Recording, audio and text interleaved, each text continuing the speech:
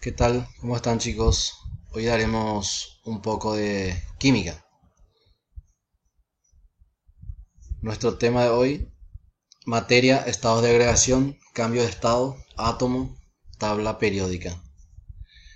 Materia es todo aquello que tiene masa y ocupa un lugar en el espacio. La materia está formada, como sabemos, por partículas muy pequeñas.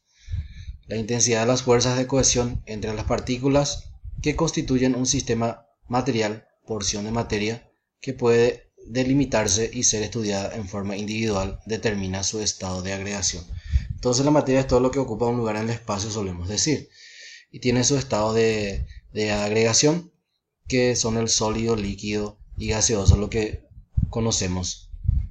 Pero hay dos más: el estado en plasma y de Bose-Einstein. Entonces vamos a ir estudiando esas partes. El estado de agregación de la materia. Primeramente, los sólidos. En los sólidos las partículas están unidas por fuerzas de atracción muy grandes, por lo que se mantienen fijas en su lugar. Solo vibran unas al lado de otras, se dilatan, aumentan su volumen cuando se calientan y se contraen, disminuyen su volumen cuando se enfrían. Entonces, se pueden dilatar algunos materiales cuando hace mucho calor, por ejemplo, se agrandan, y cuando hace mucho frío o ausencia de calor, ellos se contraen. Tenemos el segundo, los líquidos. Las partículas están unidas, pero las fuerzas de atracción son más débiles que en los sólidos, de modo que las partículas se mueven y chocan entre sí, vibrando y deslizándose unas sobre otras. Algunas propiedades de los líquidos no tienen forma fija, pero sí volumen. La variabilidad de forma y el presentar unas propiedades muy específicas son características de los líquidos. Los líquidos adoptan la forma del recipiente que los contiene. Entonces, el punto 3: los gases. En los gases las fuerzas de atracción son casi inexistentes, por lo que las partículas están muy separadas unas de otras y se mueven rápidamente y en cualquier dirección, trasladándose incluso a largas distancias. Entonces también tiene algunas propiedades los gases. No tienen forma propia ni volumen fijo. En ellos es muy característica la gran variación de volumen que experimentan al cambiar las condiciones de temperatura y presión. El gas adopta el tamaño y la forma del lugar que ocupa. Entonces ocupa la forma del lugar. Ocupa todo el espacio dentro del recipiente que lo contiene. Se pueden comprimir con facilidad, reduciendo su volumen. Se difunden y tienden a mezclarse con otras sustancias gaseosas, líquidas e incluso sólidas. Se dilatan y contraen como los sólidos y líquidos. Y tenemos el cuarto, que es el plasma. Existe un cuarto estado de materia llamado plasma, que se forman bajo temperaturas y presiones extremadamente altas, haciendo que los impactos entre los electrones sean muy violentos, separándose del núcleo y dejando solo átomos dispersos.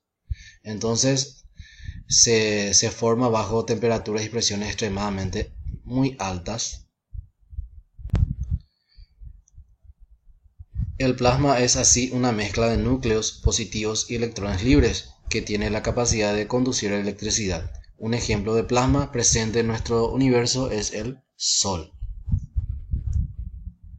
El quinto estado es el estado condensado de Bose-Einstein. En este estado todos los átomos de los condensados alcanzan el mismo estado mecánico quantum y pueden fluir sin tener ninguna fricción entre sí.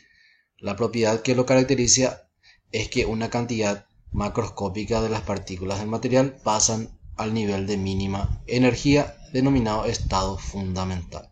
Entonces esos son los 5 estados de la materia, estados de agregación de la materia.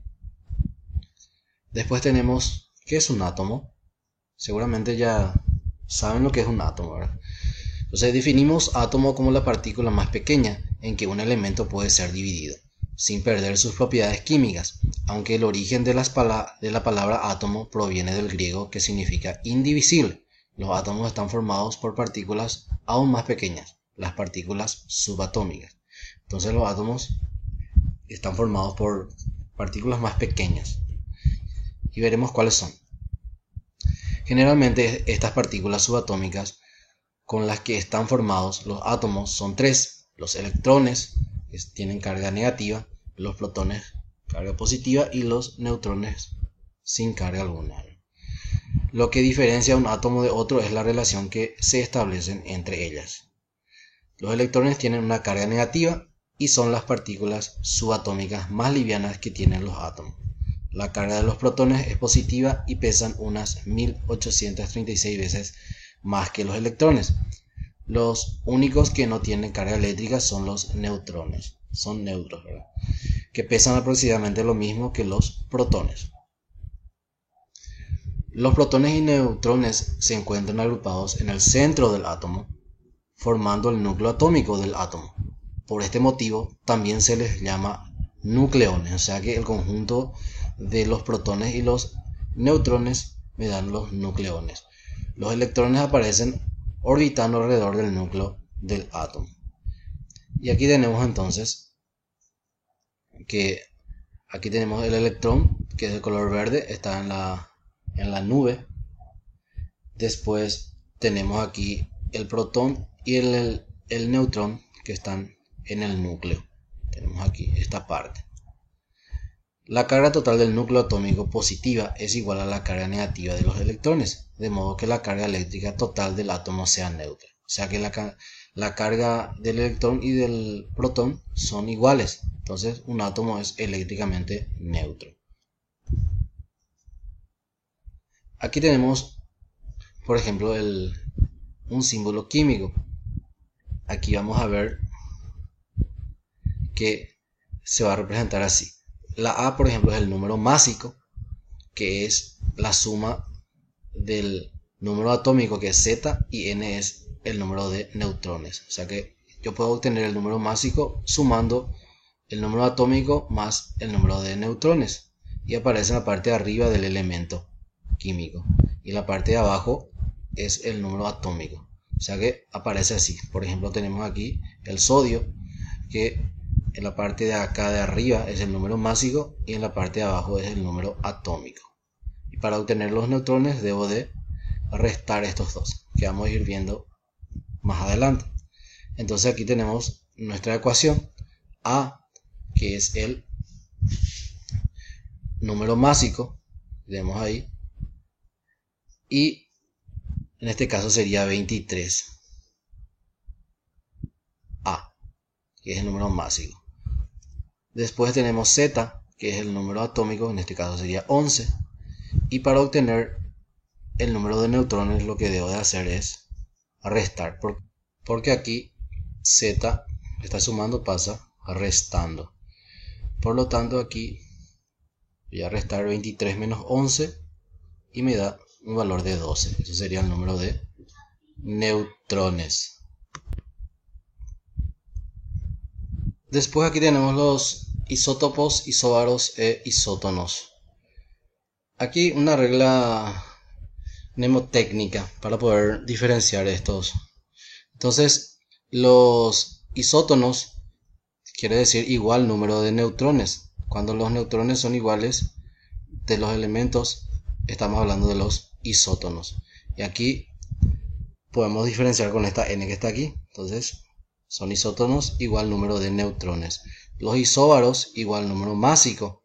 O sea que la letra A, que podemos diferenciar aquí. Entonces, significa igual número másico. Y los isótopos igual número de protones. Tenemos aquí la letra P para poder diferenciar. Entonces, los isótonos, isóbaros e isótopos. La tabla periódica, la forma de ordenar los elementos químicos. Cuando Dmitri Mendeleev ordenó los elementos químicos en 1869 en una tabla en la que se colocaban según sus propiedades físicas, la química cambió para siempre. Entonces eso es lo que solemos tener en nuestras casas, una tabla periódica. La tabla periódica es un cuadro que presenta todos los elementos químicos que existen ordenados según sus propiedades físicas. Actualmente la tabla periódica actual cuenta con 118 elementos, 94 de los cuales se dan de manera natural en la Tierra. Sin embargo, los científicos están intentando sintetizar nuevos elementos artificiales, por lo que no se descarta que esta lista aumente en el futuro. Se puede aumentar los elementos químicos. La tabla periódica de los elementos está organizada de menor a mayor según su número atómico, es decir, el número total de protones que tiene cada átomo de ese elemento. Además, están distribuidos en 7 filas horizontales llamadas periodos y 18 columnas verticales conocidas como grupos, de modo que los elementos que pertenecen al mismo grupo tienen propiedades similares. Entonces, hablamos de periodo en forma horizontal. Entonces aquí tenemos 1, 2, 3, 4, 5, 6, 7 periodos. Y hablamos de grupos de 18 columnas verticales conocidas como grupos, que son aquí 1, 2, 3, hasta el número 18. Entonces la forma horizontal son periodos y las formas verticales o columnas se denominan grupos. Entonces eso sería la tabla periódica a grandes rasgos.